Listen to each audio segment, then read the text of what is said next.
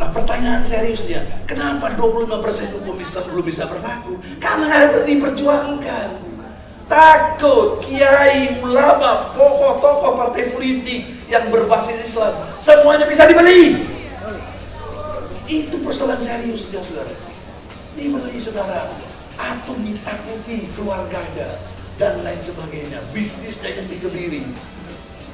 Saya ngalami itu semua. Tapi saya tetap lawan. Saya bela Prabowo karena Prabowo dicurangi. Saya berani katakan saat itu 2019 bulan April, ini pemilu curang dan dipastikan akan curang lagi untuk yang sekarang ke depan ini.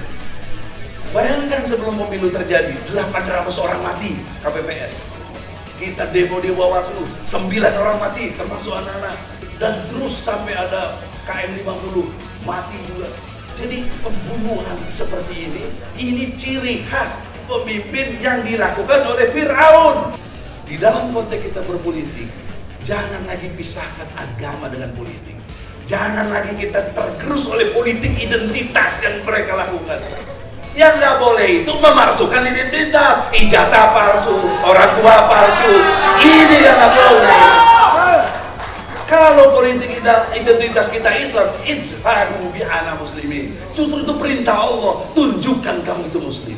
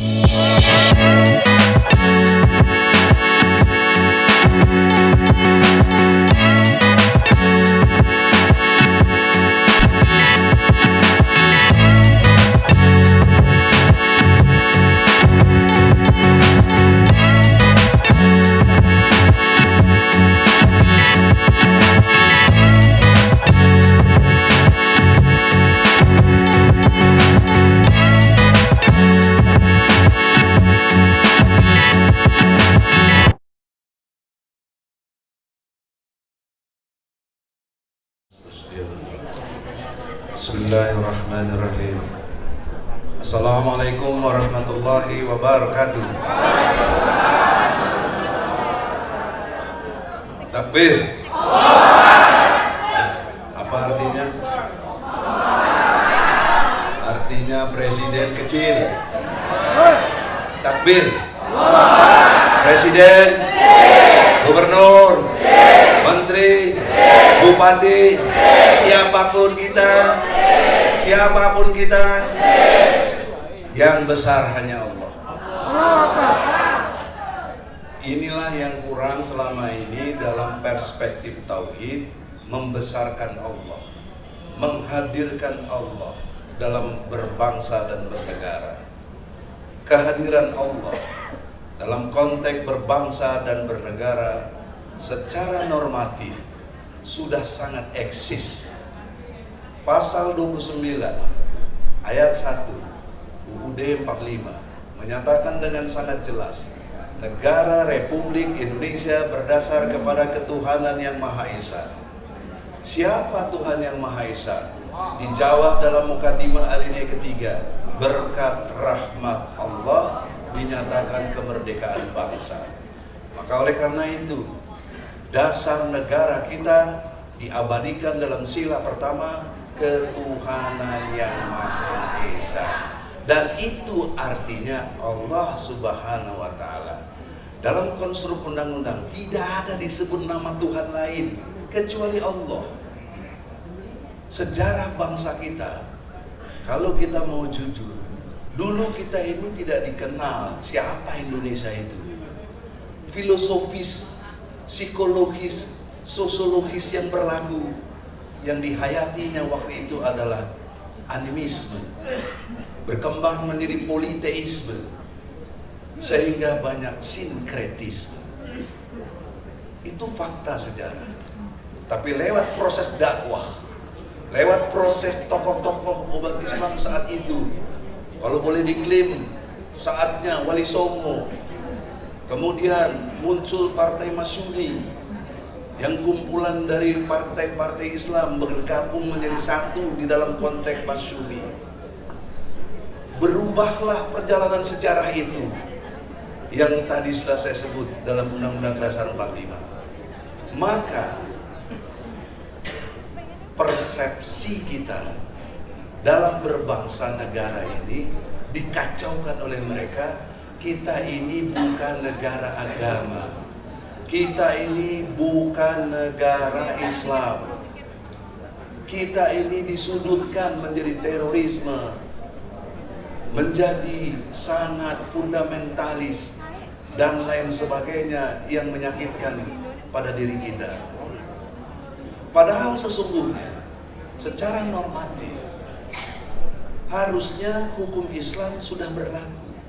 Apalagi pernah ada dekret Presiden tanggal 5 Juli 1959 kembali lagi kepada Pancasila dan Undang-Undang Dasar 45. Asumsinya apa? Dalam fakta, bukan sekedar asumsi, fakta. 10 tahun Pancasila dan Undang-Undang Dasar 45 itu tidak berlaku.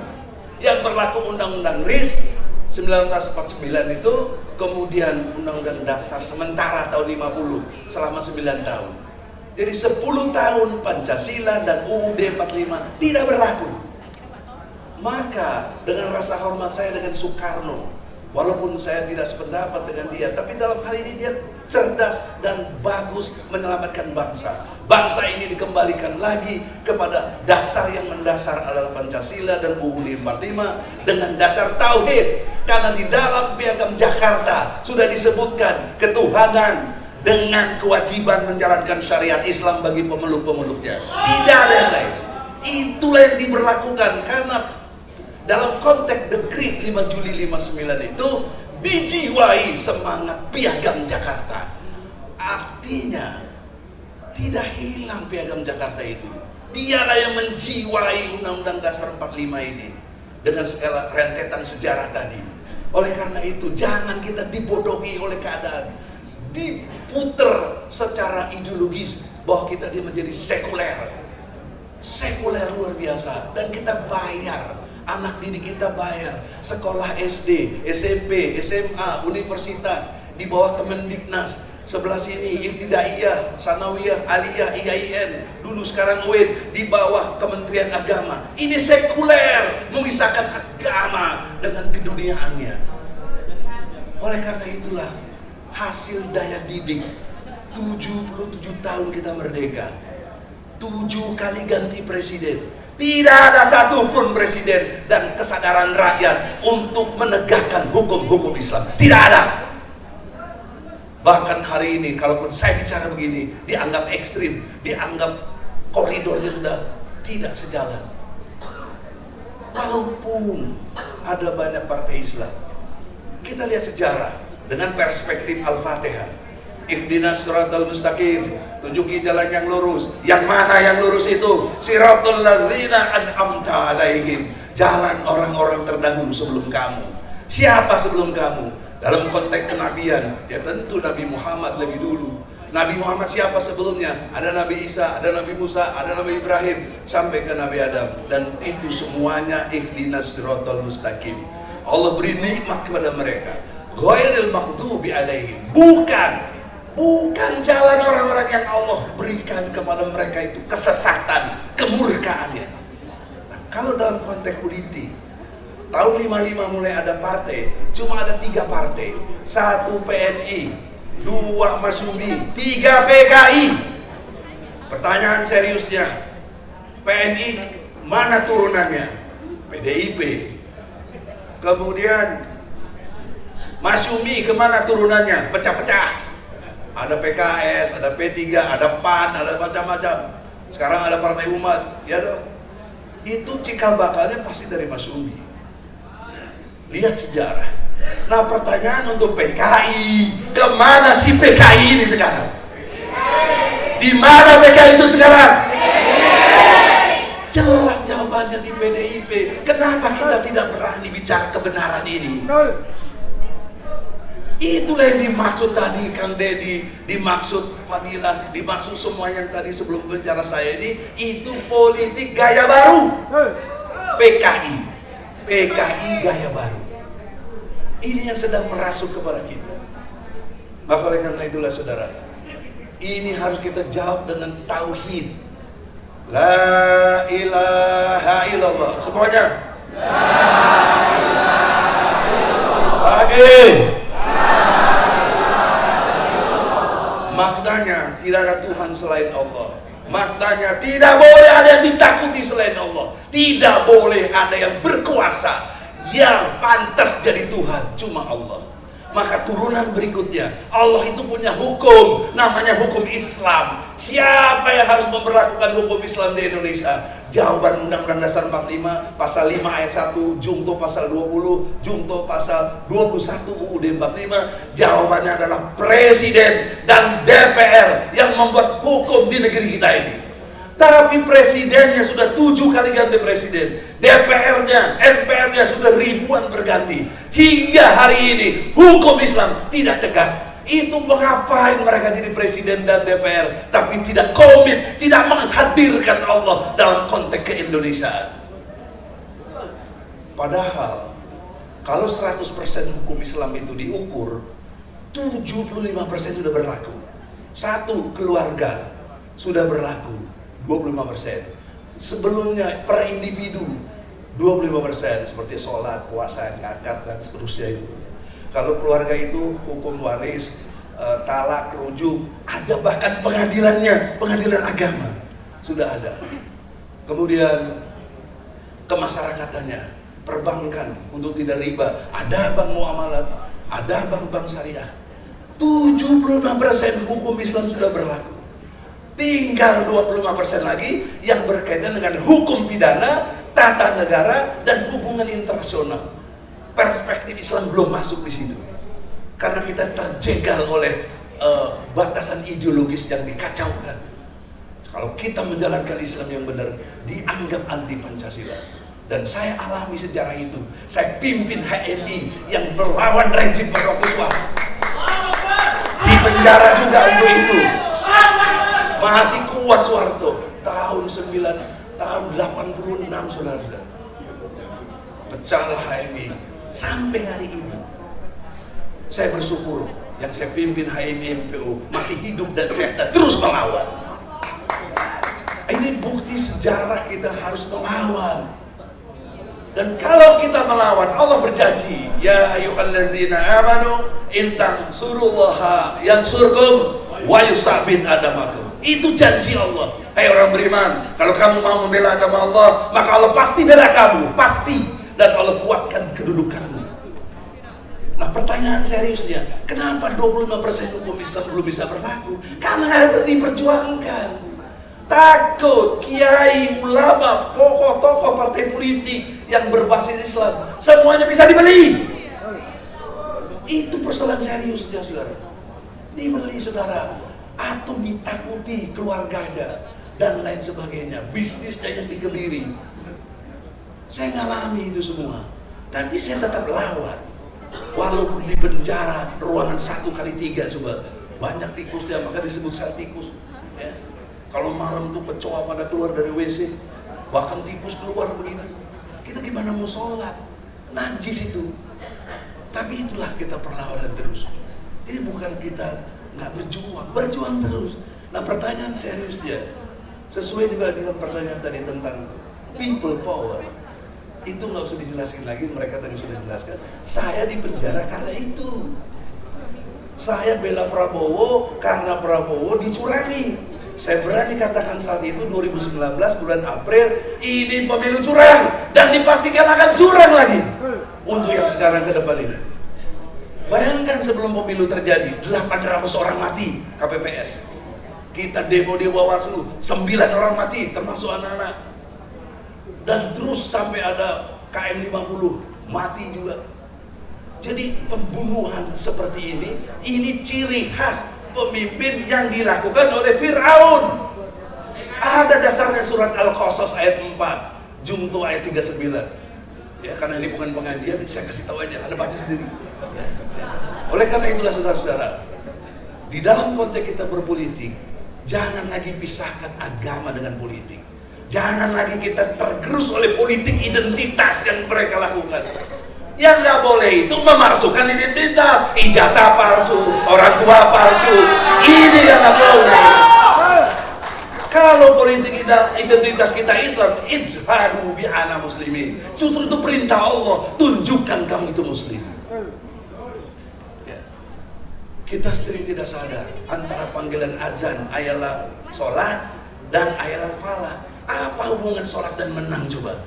Kita udah berkali-kali, beribu kali dengar azan, dipanggil, nggak datang ke masjid, apalagi subuh. Mana yang sholat subuh di masjid?